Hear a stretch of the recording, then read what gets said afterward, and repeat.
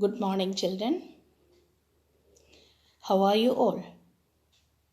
Hope you all are doing good and being safe at home.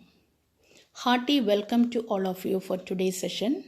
Come, let's learn moral science. And here is your moral science teacher, Jyotimal. We have been discussing the fourth chapter of our moral science textbook, Fostering Love and Life. Okay. So, before moving ahead with our new topic, I would like to give you a brief summary of our last class. In our last class, we read the story of a powerful mother named Gianna. And we realized the fact that life is God's valuable gift. And it is our duty to protect it to the best of our ability.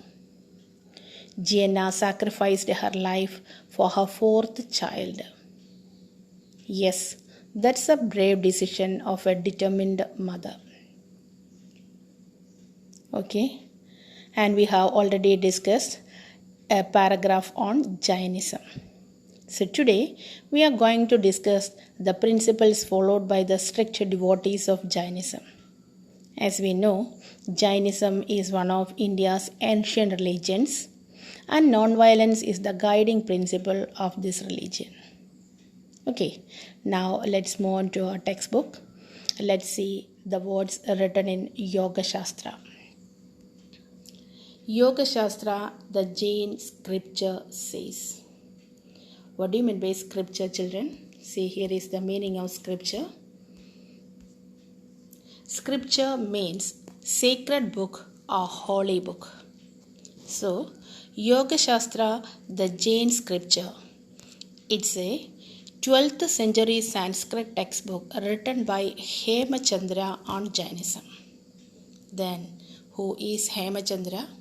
Hemachandra, Acharya Hemachandra, he was an Indian Jain scholar, poet, mathematician and polymath who wrote on grammar, philosophy, prosody, mathematics and contemporary history. So, have you seen the drawing of Hemachandra? Here is the picture of Acharya Hemachandra. So, what's the relation in between Yoga Shastra and Hemachandra? Yoga Shastra, the Jain scripture, it's a 12th century Sanskrit textbook written by Hemachandra. Okay, children, so let's read the first paragraph. Yoga Shastra, the Jain scripture says, non-injury to all living beings is the only religion.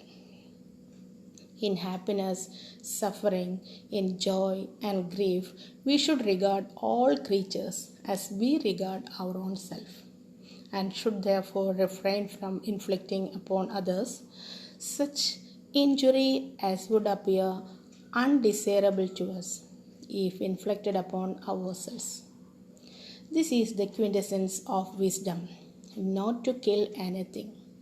All breathing, existing, living sentient creatures should not be slain, nor treated with violence, nor abused, nor tormented, nor driven away. This is the pure, unchangeable law. Therefore, cease to injure living things. All living things love their life, desire pleasure, do not like a pain. They dislike any injury to themselves.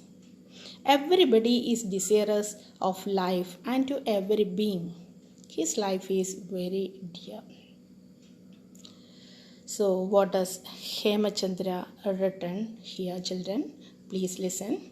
Non-injury to all living beings is the only religion. Non-injury, that means don't slain, don't treated with violence, don't abuse, don't torment, or don't drive away any living being. That is what is non-injury. Injury, you know. Okay, so non-injury to all living beings is the only religion. In happiness, in suffering, in joy, in grief, we should regard all creatures as we regard our own self. We should regard all creatures as we regard our own self. That means we should refrain from inflicting upon others. What do you mean by refrain? Meaning is given here, children. Refrain means stop oneself from doing something. Scripture means a sacred book, a holy book. Refrain, stop oneself from doing something. So we have to stop, injure living beings that we can see around us.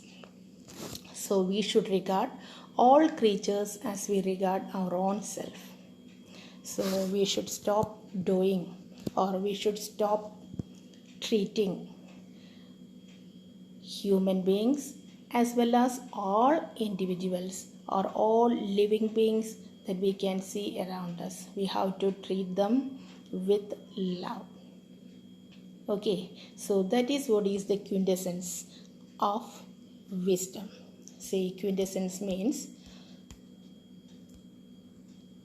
the most perfect or typical example of equality. So that is what is the quintessence of wisdom, the most perfect example of wisdom. So we have to treat everyone, each and every living being with care and love.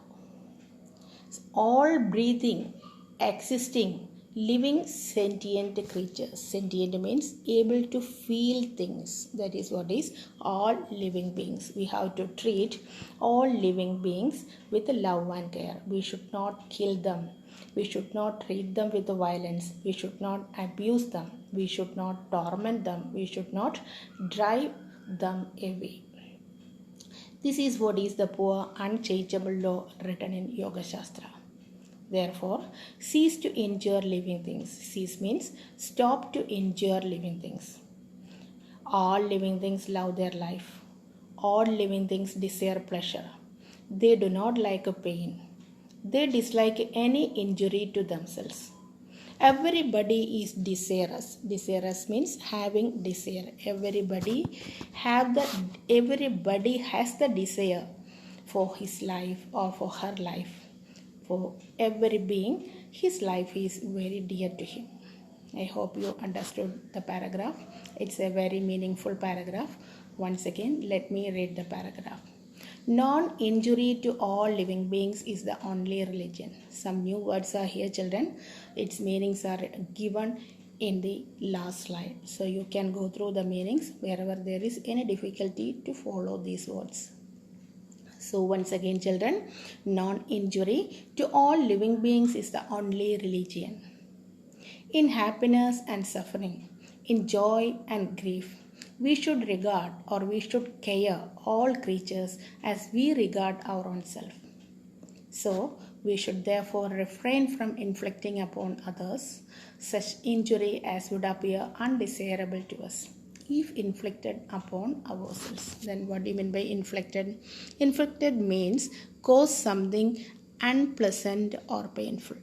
That means we should not do or we should not show any unpleasant or painful act to any living beings that we can see around us. So that is what is the quintessence of wisdom. Quintessence means the most perfect example of equality. So which quality is written here, children? Wisdom. So that is what is the most perfect example of wisdom. Not to kill anything. All breathing, existing, living, sentient creatures should not be slain. Slain means killed, not treated with violence, nor abused, nor tormented, nor driven away. This is the poor, unchangeable law. Therefore, cease to injure living things. Cease means stop to injure living things. Because all living things love their life, all desire pleasure, they do not like a pain, they dislike any injury to themselves. Because everybody is desirous of life. Desirous means having desire. Everybody has the desire for his or her life. To every being, his life is very dear to him. I hope you understood the beautiful words that we can find in Yoga Shastra written by Hemachandra. Okay, let's move to the next portion. Love in action. Most of you would be familiar with the legend of Shravan Kumar from the Ramayana. Shravan is well known for the sincere love and sense of duty he had towards his parents. When his aged and blind parents expressed their desire to visit the 40 holy places of pilgrimage, Shravan decided to place his parents in 2 baskets and carry them on his shoulder to these different places. It is said that he was so devoted to his parents that he did not feel their weight at all. Okay, children, love in action. I think you are familiar with the story of Shravan Kumar. It's a story taken from the Ramayana. Ramayana is the story of Sita and Rama. Okay, so Shravan, he is well known for his sincere love and sense of duty he had towards his parents. He had sincere love and sense of duty. He was very responsible towards his aged parents. When his aged and blind parents expressed their desire, what was their desire, children? They desired to visit the 40 holy places of pilgrimage. Shravan decided to place his parents in 2 baskets. You can see the picture in your textbook, page number 26. Okay, so Shravan decided to place his parents in 2 baskets and carry them on his shoulder to these 40 different places. So it is said that he was so devoted to his parents. It is said that he was so responsible to his parents that he did not feel their weight at all. Did you get his feeling, children? It is said that he was so devoted to his parents. He was so loving, so caring, so responsible to his parents. So he did not feel their weight at all. It's very easy for him to carry to the 40 different places of pilgrimage. Okay, let's move to the next paragraph. Unfortunately, there are very few Shravan Kumars left in today's society.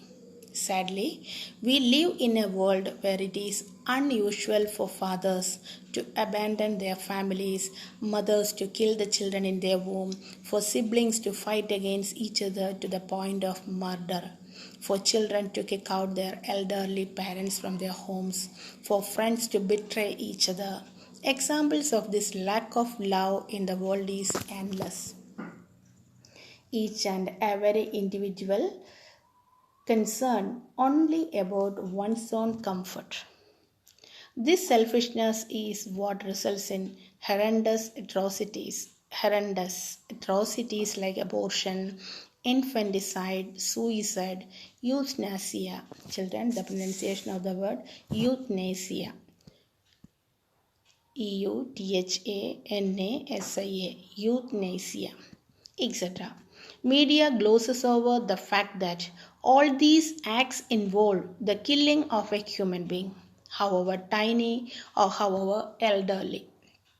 No one is spared for the sake of convenience, from the tiny fetus in the womb to the old who have worked hard all their life for the betterment of their families. All are considered a burden on personal comfort. Human life, so to speak, has become indispensable. Okay, let's see the explanation. So we have read the story of Shravan Kumar. Unfortunately, there are very few Shravan Kumars left in today's society. Unfortunately, or it's very pitiful to say that there are very few number of Shravan Kumars left in today's society. Sadly, we live in a world where it is not unusual for fathers to abandon their families. So, it's very sad to say. It's very common to see that fathers abandon their families. Mothers kill the children in their womb itself. Then what about siblings? Siblings fight against each other to the point of murder. And children, what did they do? They kick out, they throw out their elderly parents from their homes. Then what about friends?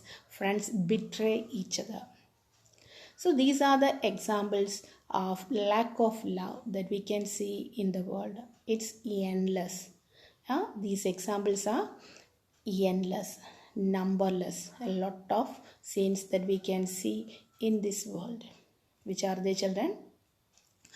It's usual that we can see fathers, many fathers abandon their families, then mothers, they kill their children in their womb itself, then siblings, they fight against each other to the point of murder, then children, when they grow up, they kick out their elderly parents from their homes, and friends, they betray each other. So these are the examples of a lack of love that we can see in the world, that is endless. Each and every individual is concerned only about one's own comfort. So this is the actual reason or the key element that we can see. That is what is the reason behind the lack of love in this world. What is it, children? Each and every individual is concerned only about their own comfort. Each and every individual is concerned. They regard their own comfort. This selfishness is what results in horrendous atrocities. See the meaning, children? Horrendous. The meaning is given. Horrible, unpleasant, or terrible. Horrendous means horrible, unpleasant, or terrible. Three meanings are there. Then atrocities, extremely cruel acts. Atrocities, extremely cruel acts. So, this selfishness, what selfishness? Each and every individual is concerned only about one's own comfort. So, this selfishness is what results in horrendous atrocities like abortion, infanticide, suicide, euthanasia, etc. So, what's the meaning of infanticide? Infanticide means the crime of killing a child after its birth. A crime of killing a child after his or her birth. Then euthanasia means mercy killing. I think you are familiar with the word mercy killing. What it is, children? The painless killing of a patient suffering from an incurable or painful disease or in an irreversible coma stage. So here, what is written here, children?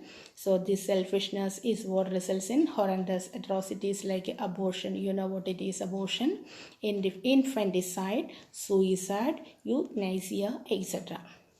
Media glosses over the fact that all these acts involve the killing of a human being. What's the meaning of glosses over? Media glosses over. Media treats something with a less care than it deserves or to ignore. So usually media, what they would do, they ignore the fact that all these acts involve the killing of a human being. However tiny, however elderly, no one is spared for the sake of convenience. From the tiny fetus in the womb to the old who have worked hard all their life for the betterment of their families, all are considered a burden on personal comfort. So what's the meaning of these sentences, children? Media also ignore these facts. They ignore all these facts as a mere killing of a human being. However tiny, however small, or however elderly, no one is spared for the sake of convenience. Each and every individual is concerned only about their own comfort. So, from the tiny fetus in the womb, from the tiny embryo in the womb to the old who have worked hard all their life for the betterment of their families. See, when children grow up, they kick out their elderly parents who have worked hard all in their life for the betterment of their families. So, they considered it as a burden. They considered a burden on personal comfort. So we means each and every individual is concerned only about their own or one's own comfort. So what shall we do? We will discard or we will gloss this over from the tiny fetus in the womb to the old who have worked hard all their life for the betterment of their families. So what's the key element that we can find behind the occurrence of these horrendous atrocities, children? What is the key element? This is what is the key element. Each and every individual concern or regard their own comfort, not others' comfort. So we can say human life, so to speak, has become dispensable. Human life has become dispensable. What do you mean by dispensable? Dispensable meaning is written here, children. Too much and unnecessary, not essential. So we can say we consider human life as an unnecessary thing. It's not essential. I hope you understood the last paragraph of today's session. Now it's time to wind up the class. So before winding up, as usual, there is an assignment for you children. Assignment number 2. Answer the following in 2 or 3 sentences. What is Shravan Kumar well known for? Answer the following in 2 or 3 sentences. What is Shravan Kumar well known for? Yes, it's very clearly given in your textbook. Shravan Kumar is well known for the sincere love and sense of duty he had towards his parents. Then, what did he do for his aged and blind parents? When his aged and blind parents expressed their love or their desire to visit the 40 holy places of pilgrimage, Shravan decided to place his parents in 2 baskets and carry them on his shoulder to these different 40 places of pilgrimage. Okay, third question. How did he feel when he carried his age-old parents to visit the holy places? See the last sentence of that paragraph. It is said that he was so devoted. Since he was so devoted to his parents that he did not feel their weight at all. It's very comfortable for him to carry his age-old and blind parents to visit the 40 holy places of pilgrimage. And the fourth question. Write down a few examples that depicts lack of love among human beings. It's in the next paragraph, children. Which are they? Yes. Fathers abandon their families. Mothers kill the children in their womb. Siblings fight against each other to the point of murder. Children kick out their elderly parents from their homes. Friends betray each other. So these are the examples that we can see in our textbook that depicts lack of love among human beings. Fifth question. What's the key element that we can find behind the occurrence of horrendous atrocities? I think you remember the meaning of horrendous atrocities. If there is any doubt about the meaning, you can go through the vocabulary given in these slides. Okay, so what's the key element? The key element, each and every individual is concerned only about one's own comfort. However tiny or however elderly, no one is spared for the sake of convenience. Okay, so the last question. Write a short paragraph on the poor unchangeable law that we can find in the holy book of Jainism. Yoga Shastra, that is what is the holy book of Jainism, Yoga Shastra. So write a paragraph on the poor unchangeable law. It's given in the first paragraph itself, page number 26, first paragraph. No need to copy the whole paragraph. You can take important points or important sentences and make it as a short paragraph on the poor unchangeable law. Okay, children, I hope you understood the details about the given assignment. So without fail, you have to submit the assignment in my WhatsApp number. If there is any doubt, you can call me at any time. Okay, thank you, children.